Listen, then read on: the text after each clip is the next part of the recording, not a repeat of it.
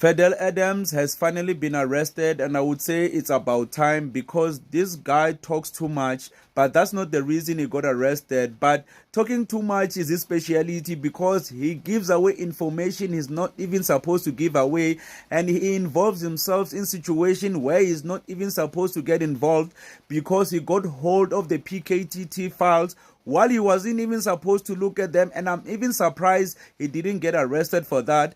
But the reason he's getting arrested is because he was visiting the assassin of Sindiso Magaqa in prison. Why was he visiting the assassin? And even worse, he was taking statements from that assassin. Why would he do that? Because it's not even his job. He's not even part of intelligence. He's just a member of parliament. But yeah, finally, the police got to him, and I guess he could say that this is a way of General Nhlanhla Mkhwanazi to get to him, because he's been saying that General Nhlanhla Mkhwanazi is after him.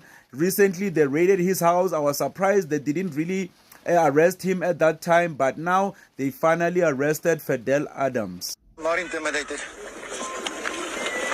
I'm not scared, and I'm coming. If I survive this night, you and I are going to dance. So, if you're planning on killing me, there's a time to do it. Michael, do you understand the implications should a court of law find you guilty to what SAPS is alleging, and the political implications thereof? You know what? Forget the political implications. And when I did a video the last time when he got raided, I said, this guy, you're papa. And like, I mean, who does that? Who goes to actual prison and visit a prisoner and take statements from that prisoner?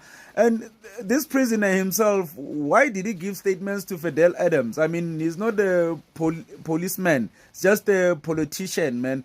So apparently that assassin, which they're not really divulging his name, they don't even tell us who it is, actually assassinated Sindiso Magaqa, who was a councillor in KZN. That's why the PKTT was actually formed, to actually investigate these kind of things. Now, Fidel Adams was arrested for fraud and also defeating the ends of justice, because he actually pretended like he's a police officer there, and also defeating the ends of justice because now he has statements from that assassin that even the police don't even know about, and that's the reason he's getting arrested. And I'm guessing he's going to stay in prison for a very long time. Can we focus on the criminal aspect? And can anybody tell me if there's indeed a criminal aspect? My attorney's sitting with recordings, paperwork, that proves everything, even the charges that they're bringing against me.